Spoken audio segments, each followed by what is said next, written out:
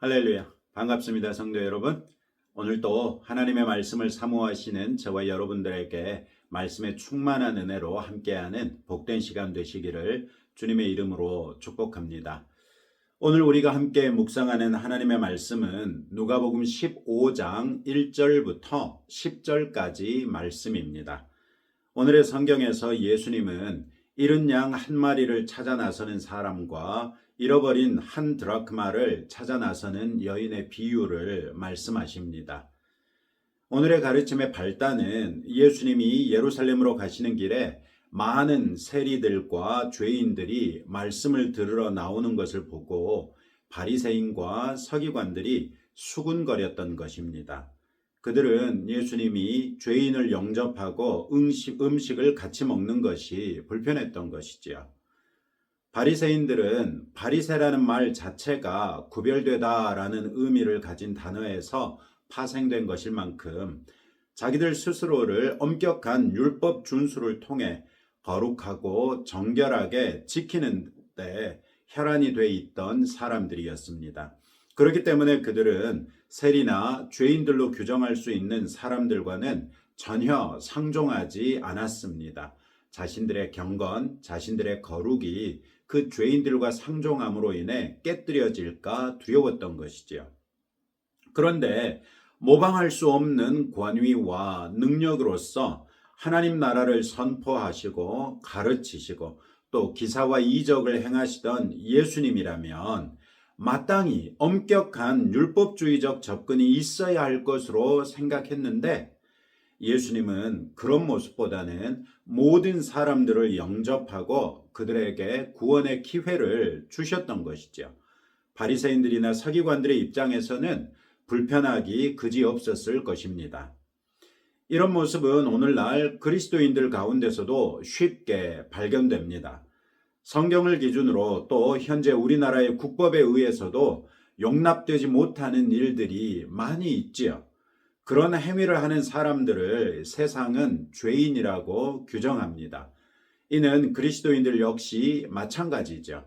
그러나 문제는 그 다음입니다. 성경은 그리스도인들을 향해 악은 어떤 모양이라도 버리라고 데살로니가전서 5장 22절을 통해 명령하고 있습니다. 이 말씀은 그리스도인들은 이미 예수님의 십자가의 보혈로서 모든 죄악이 씻겼으니 다시 죄에 빠지지 말 것을 권면하고 있는 말씀이죠. 많은 그리스도인들이 이 말씀을 확대 적용하곤 합니다. 악은 어떤 모양이라도 버리라고 했으니 우리들 주변에 명백히 죄인처럼 보이는 사람들과는 상종하지 않는 것입니다. 이런 태도는 믿음이 연약한 사람들에게는 도움이 되기도 합니다.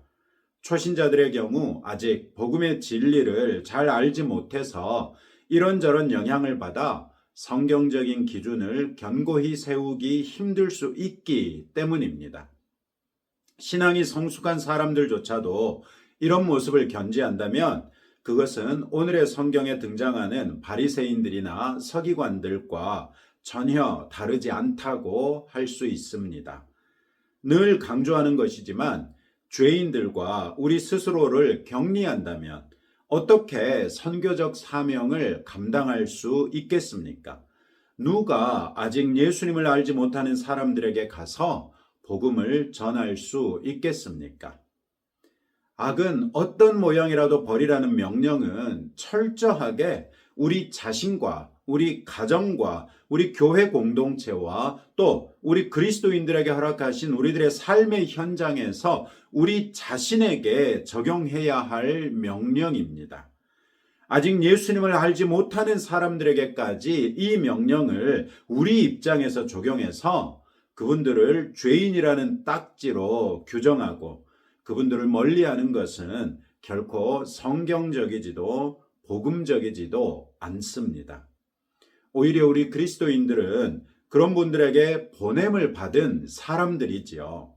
예수님이 제자들에게 권위와 능력을 주셔서 여러 동네에 보내셨던 것처럼 오늘날 우리 그리스도인들 각각이 동일한 예수 그리스도의 이름의 권위와 능력을 가지고 우리 삶의 땅끝으로 파송받은 것입니다. 우리는 오히려 이른바 죄인들 사이로 파고 들어가서 그분들에게 예수 그리스도가 필요한 것을 일깨울 책임이 있습니다. 그분들 사이에 파고 들어가되 그분들과 같아지는 것이 아니라 그분들이 그리스도 예수 안에 있는 우리들과 같아질 수 있도록 힘써야 하는 것이죠. 바로 이런 일을 위해서 예수님이 세상에 오셨고 5장 31절로 32절에서 건강한 자에게는 의사가 쓸데없고 병든 자에게라야 쓸데있나니 내가 의인을 부르러 온 것이 아니요 죄인을 불러 회개시키러 왔노라, 이렇게 말씀하셨던 것입니다. 예수님은 세리와 죄인들을 영접하고 음식을 같이 드시는 것을 불편하게 여기는 바리새인들과 서기관들에게 두 가지 비유를 말씀하십니다. 그것을 통해 그들이 무엇을 놓치고 있는지를 일깨우신 것이죠. 양 100마리를 가진 사람이 그중 한 마리를 잃어버렸다면 나머지 99마리를 들에 두고 잃어버린 한 마리를 찾아 나서지 않겠느냐고 말씀하시죠. 마침내 찾아낸다면 그 양을 어깨에 메고 와서 친구들과 잔치를 벌이지 않겠느냐고 하십니다. 그러면서 이 비유의 핵심을 말씀하십니다. 이와 같이 죄인 한 사람이 회개하면 하늘에서는 회개할 것 없는 의인 99으로 말미암아 기뻐하는 것보다 더하리라. 7절 말씀이죠. 정확하게 이 핵심을 똑같이 보여주는 또 다른 비유를 예수님이 말씀하십니다.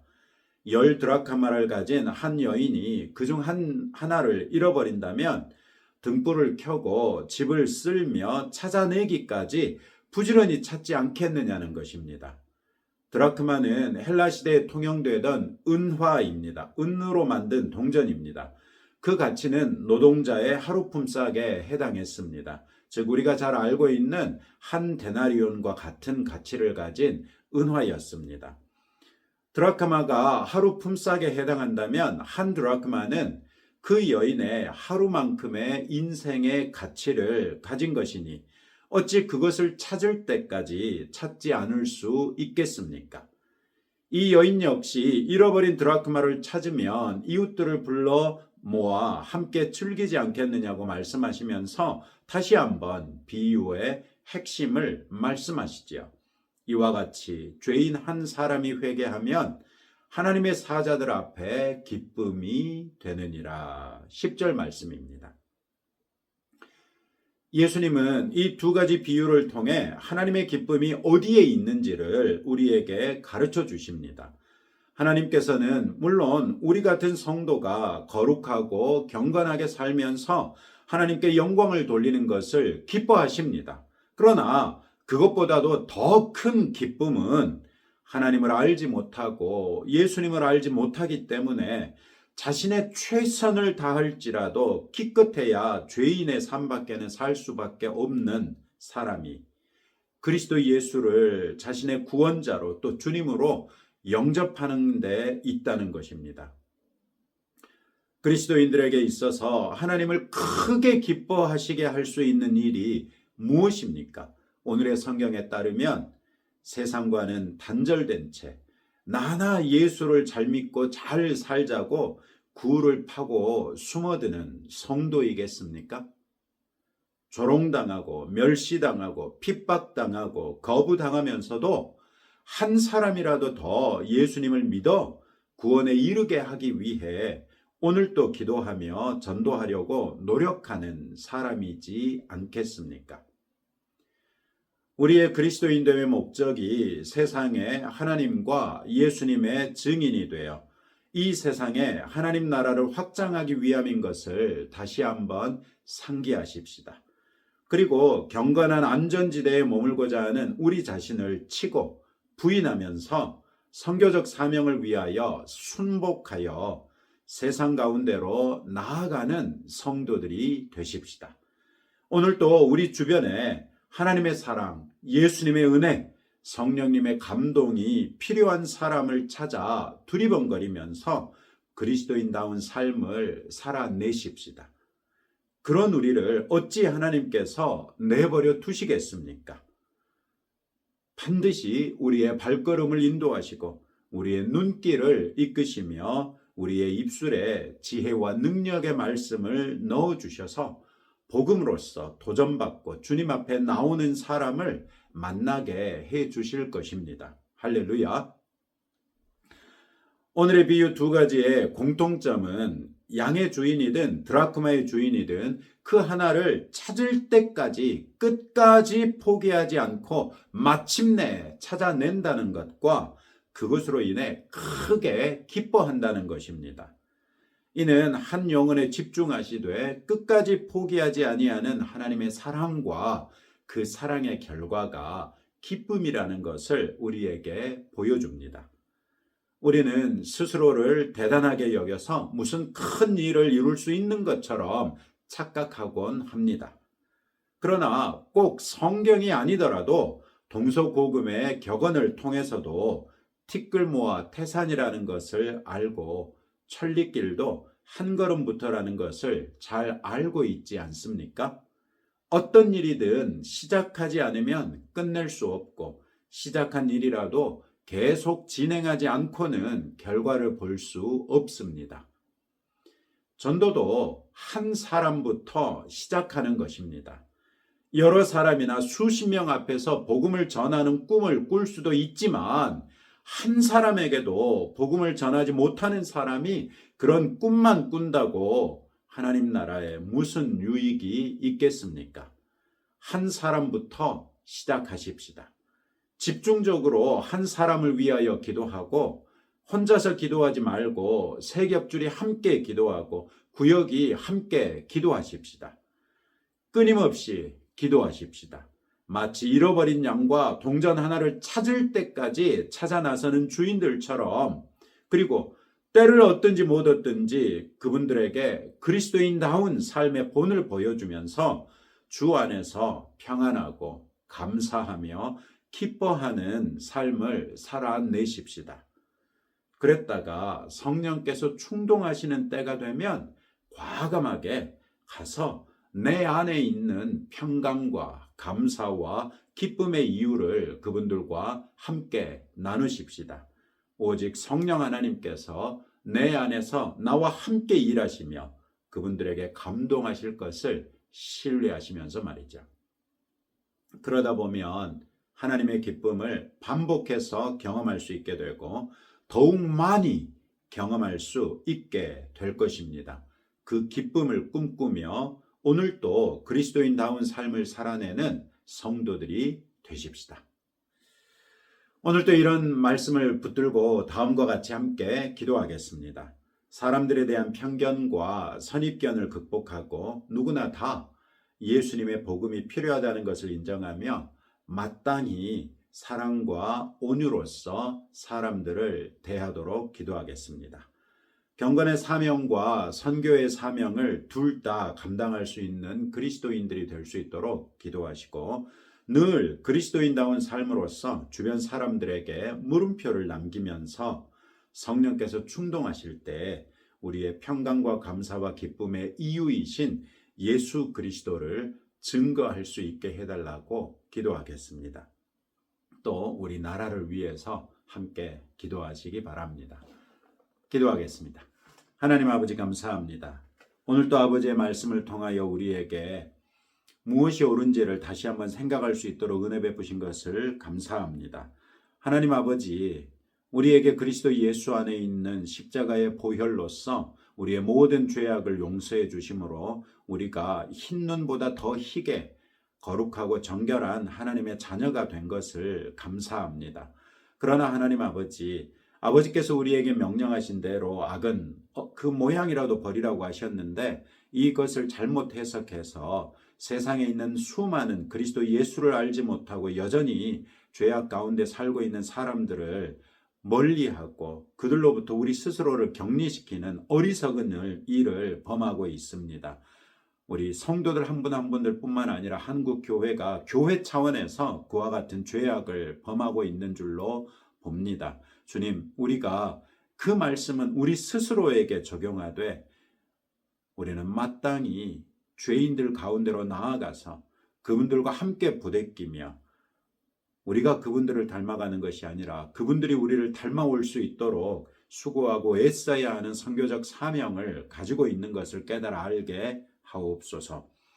주님, 사람들에 대한 편견과 선입견을 극복할 수 있도록 우리의 생각을 바꿔주시고 누구나 다 그리스도 예수의 복음이 필요하다는 것을 우리 스스로도 인정하면서 어떤 사람이든지 마땅한 사랑과 온유로서 대하고 그리스도인의 본을 보일 수 있도록 은혜 베풀어 주옵소서.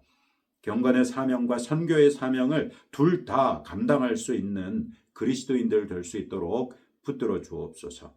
늘 그리스도인다운 삶으로서 주변 사람들에게 물음표를 남기는 성도가 되게 하심으로 성령 하나님께서 내 안에서 충동하실 때 우리의 평강과 감사와 기쁨의 이유이신 예수 그리스도를 증거할 수 있도록 은혜를 더하여 주옵소서. 주님, 우리 대한민국을 위하여 기도합니다. 우리 대한민국이 직면하고 있는 여러 가지 문제들이 있습니다. 정치적인 불안정으로 인하여 국민들이 양극화되고 있습니다. 출산율은 그 어떤 나라에서도 찾아볼 수 없는 빠른 속도로 떨어지고 있습니다. 미래학자들은 우리나라가 50년 내에 사라질 수 있는 나라라고 얘기하는데 주저하지 않고 있습니다. AI가 산업 여러 분야에 적극적으로 도입되면서 많은 사람들이 실직의 위기에 놓여 있습니다. 미국은 이런 때 새로운 대통령이 전방위적으로 온 세계를 압박하는 가운데 우리나라의 경제에도 굉장히 심각한 타격이 예고되고 있습니다. 그런 가운데 아버지 하나님, 우리나라를 이끌어가야 할 대통령을 위시한 정치 권력이 너무나도 타락해 있습니다. 또한 교회마저도 이러한 때에 아버지의 말씀에 따라 바른 것을 추구하는 것이 아니라 교회의 욕심을 충족시키기 위하여 분열을 더욱더 획책하고 있지 않나 두렵습니다. 하나님 아버지, 이런 때에 우리를 이 나라의 국민으로 태어나게 하시고 살게 하시는 이유가 무엇인지 우리 스스로 고민하게 하시되 우리에게 허락하신 이 나라를 우리가 포기하지 아니하고 붙들고 기도하게 하시며 아버지 하나님께서 우리에게 허락하신 우리의 일상을 통하여 이 나라의 시민으로서 국민으로서 마땅히 해야 할 일을 감당할 수 있도록 은혜 베푸실 뿐만 아니라 이 나라를 아버지 하나님 앞에 올려드리며 기도하게 하사 주여 이 나라의 공의와 정의가 강물처럼 흐르게 하시고 하나님 아버지를 아는 두려운 마음이 우리 국민들의 심령에 내려앉게 하시며 그리스도 예수의 복음으로서 참 자유를 얻는 국민들이 더욱 많아지게 하시고 그리하여 우리나라를 아버지 하나님께서 여전히 쓰실 수 있는 나라가 될 수 있도록 긍휼과 자비를 더하여 주옵소서. 우리의 기도는 우리가 생각할지라도 미약하디 미약하나 그러나 이와 같이 기도하는 우리 국민들이 많아질 때에 아버지 하나님께서는 우리의 기도에 응답하여 주시사 우리가 상상하지 못한 일이라도 능히 이루실 수 있는 하나님이신 줄을 믿고 기도하오니 주님, 우리의 간절한 기도에 응답하여 주옵소서. 예수님 이름으로 기도합니다. 아멘. 이제 여러분들의 기도 제목 가지고 하나님 앞에 기도하면서 나아가시기 바랍니다. 하나님 우리 아버지께서 여러분들의 기도에도 응답해 주실 것입니다.